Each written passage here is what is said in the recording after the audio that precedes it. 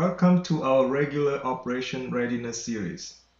Today's topic, we will touch on develop the operational plan.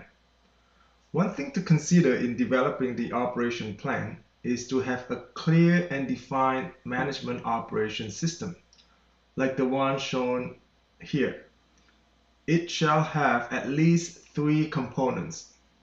First, visual controls to identify non-conformance, drive daily problem solving and change management. The second is layer reviews, where it set up the management routine to review performance and escalations process and so on.